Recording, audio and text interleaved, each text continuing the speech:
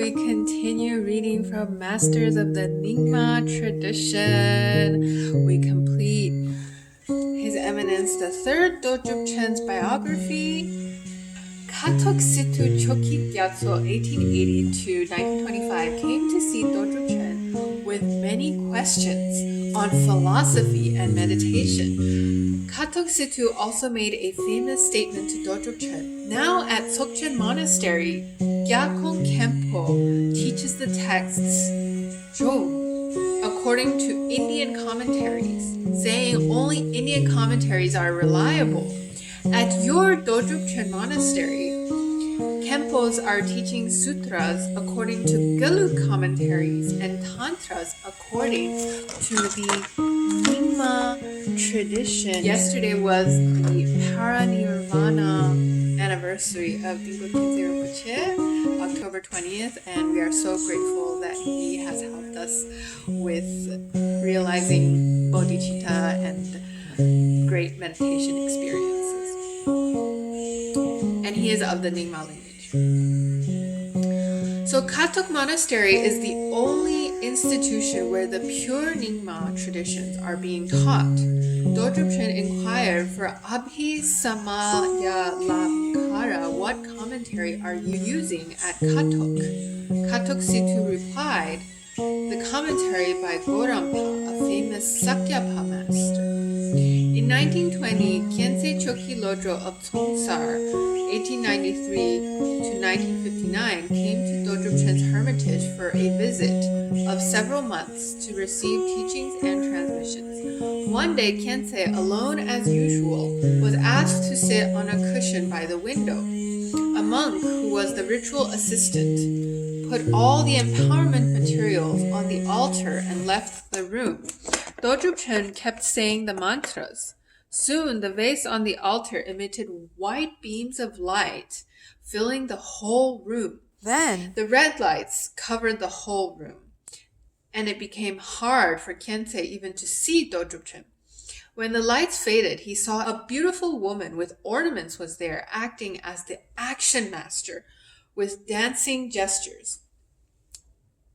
Khyentse, who was then a monk, thought it would have been better to have a monk do the action master performances at such an important time.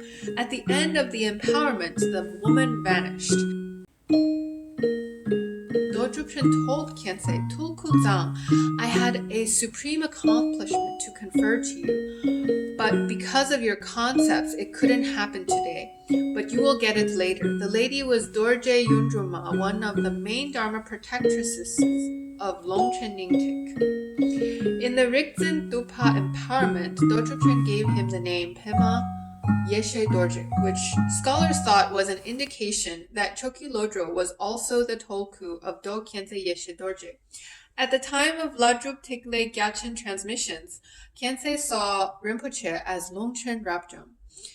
Khyentse Choki Lodro wrote of his visit to Dodrupchen in verses. I went to the encampment of Dodrupchen in the north and met the omniscient Tenpe Nyingma.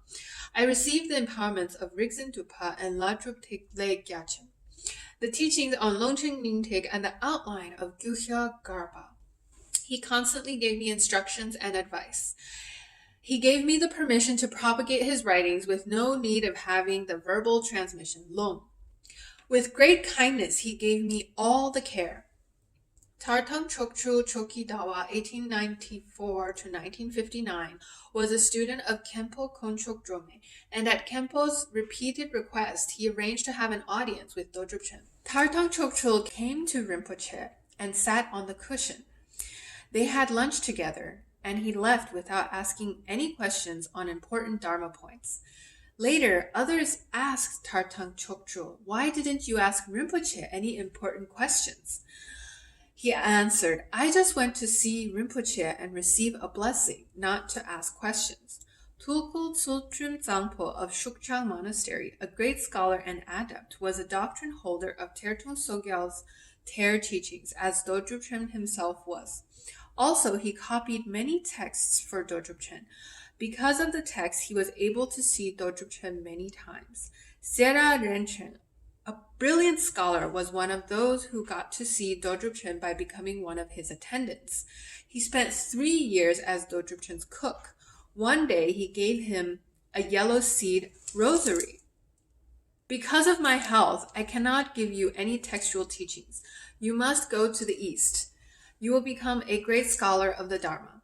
Accordingly, Rinchen went to Ditsa Hermitage in Amdo and studied with Alak Shamar and became a great scholar.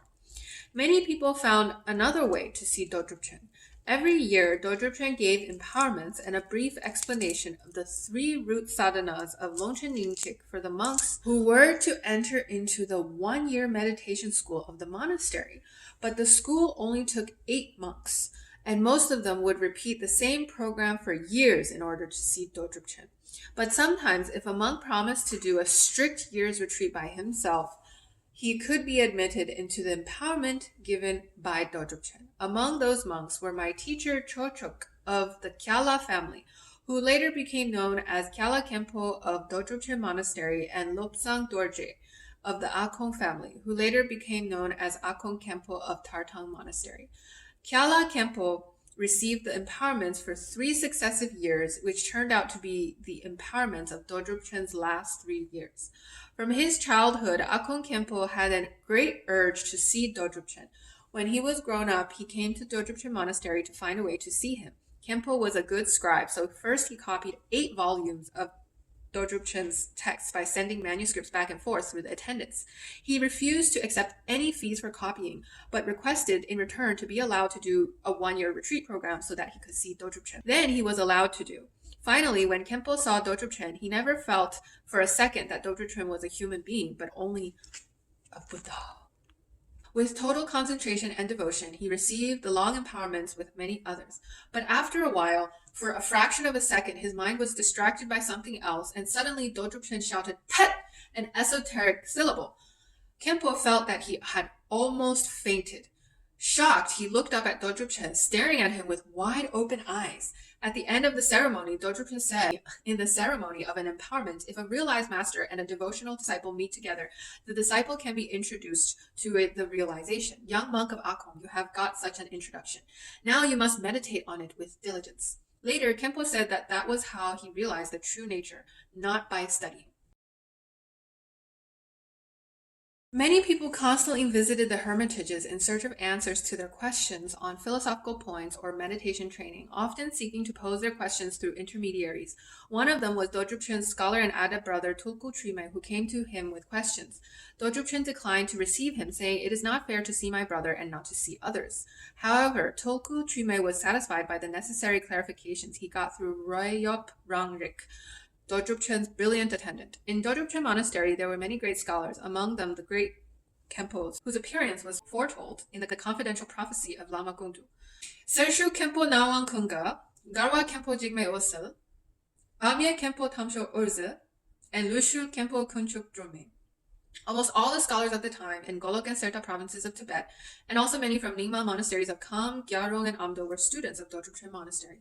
Although Dodrupchen became a celebrated scholar and a perpetual refuge for a great number of people, his monastery remained simple and small, as he did not push for material prosperity, which could distract people from true Dharma. He was a hidden ascetic, so it was very difficult to know the depth of his inner realizations or views.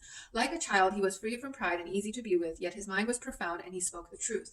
Because of the simplicity of his way of life, the richness of his qualities, the profundity of his scholarship, the discipline that he had over his mind, whenever intellectuals and powerful people came before him, they simply became humble, silent, and subdued by his presence. Upon completion of the construction of the great stupa at Gogentang in Ser Valley, he performed the consecration ceremony in his hermitage. The grains that he tossed in the ritual instantaneously landed on the stupa, which was at a distance of 1.5 days' journey by horse.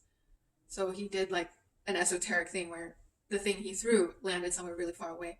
Although Dodrupchen never took the ordination of full monkhood and remained holding the vow of a novice monk, Shramanera, he observed his novice monk vows very strictly, such as not eating after midday. He instructed the 4 great Kempos, the abbots of Dodrupchen Monastery, to direct the monastery in the strictest monastic laws, and it became a model monastic institution in the region of Golok and beyond.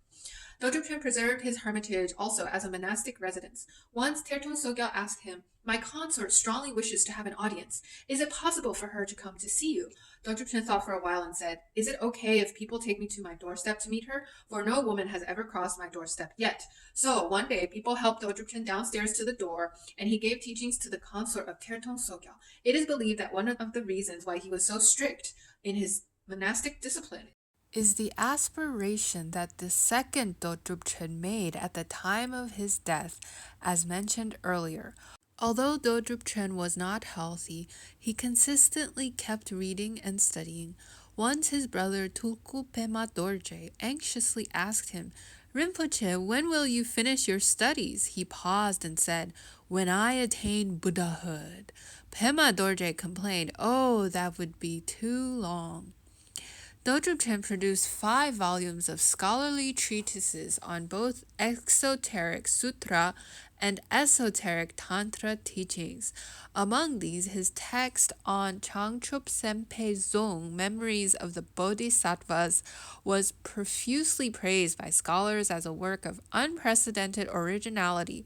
This text was written much earlier, but he put it into final form in the Water Dog year 1922. His Tsoki Demek, an outline of the Guhya Garbha Mayajala Tantra, became one of the important texts of the Nyingma on the studies of Guhya Garbha Tantra, which is the root text of Mahayoga and also of the Nyingma Tantras in general. Also among his other important writings are Turkey Namshe, a detailed description of the discovery of the hidden mystical teachings, and Kiduk Lamkir, a short but profound piece on turning happiness and suffering into the training of Buddhism. When Jampa Rope Lodro, popularly known as Amdo Geshe, a great Gelug scholar and also a teacher of Khyentse Choki Lodro, saw Dodrupchen's text, The Memories of the Bodhisattvas, he said, "This is not written by a human mind. This could only be written by a person who has the blessings of the wisdom deity Manjushri."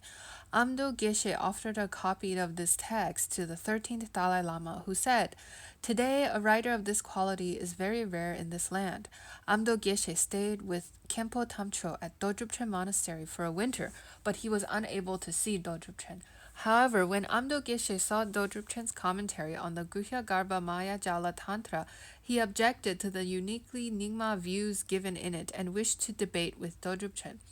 On hearing this story, Sarah Rincheng, a scholar of both Nyingma and Gelug texts, said, "I know Amdo Geshe. He is a great scholar and a wonderful Lama, but he is a human being after all. I know Rinpoche. We don't know what a Buddha could be, except to say a Buddha is a very special one.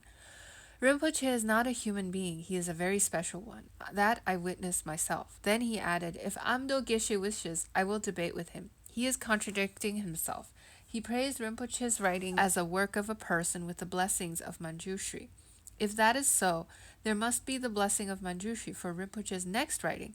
However, they never got the chance to debate. The present 14th Dalai Lama has also praised the work of the third Dodrupchen in his private interviews and public speeches as the greatest scholarly works on the Nyingma view, and he has recommended reading them to learn about the Nyingma school.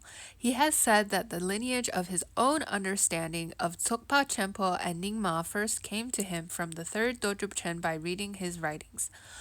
Among the 4 great Khenpos of Dodrupchen Monastery, Garwa Khenpo was the closest to Dodrupchen. One day, Khenpo returned to the monastery from a visit to the hermitage unusually late. A disciple of his asked the reason for his being late, and he answered, "We talked about some happy things and some sad things." The disciple asked, "What are they?" Khenpo said, "Rinpoche wanted to die first, and I urged him to let me die first." When asked, "What did you decide?" he answered, "I will die a little later." About a year later, Khenpo died, and after a few months, Dodrupchen died too. Just a few months before Dodrupchen's death, he gave his last annual empowerments for the retreatants. According to Kyala Khenpo, who was one of the recipients, Rinpoche's health appeared unchanged. However, for the preceding 2 years, at the end of the empowerment, without saying any aspiration or auspicious prayers, he had always made a gesture that the ceremony was over and then everyone would leave. But this time, at the end of the empowerment, Garwa Khenpo walked in from the next door as he was waiting there to conclude the ceremony, although the disciples didn't know it. Then Dodrupchen said, "It is said, don't be humble in making aspirations. So we should say an elaborate aspiration prayer." Led by Kempo, Dodrupchen and the disciples said many long aspiration prayers together, followed by a long auspicious prayer by Dodrupchen himself. Khyala Kempo told me that he thought, "Oh, this is a sign that Rinpoche will not be giving any more empowerments," and certainly that was his last transmission of empowerments. Garwa Kempo and Dodrupchen had planned all this in advance. Then one day, while Dodrupchen was composing a commentary on Garland of Instructions on the View by Guru Rinpoche, he told his attendant to wrap up the manuscript and return it to the shelf, saying, "For the time being, this is the end of my writing. In the future, a person who says he is my tulku will come and complete this text." Thereafter, he started to appear ill, and one evening he suddenly passed away at the age of 62 in the fire tiger year 1926. There were the usual signs at the deaths of great masters, including earth tremors, rainbow rays, and warm weather. After 49 days, his body was cremated, and the remains were preserved in the 2-story high golden stupa at Dodrupchen Monastery. Thank you for listening, and see you next time.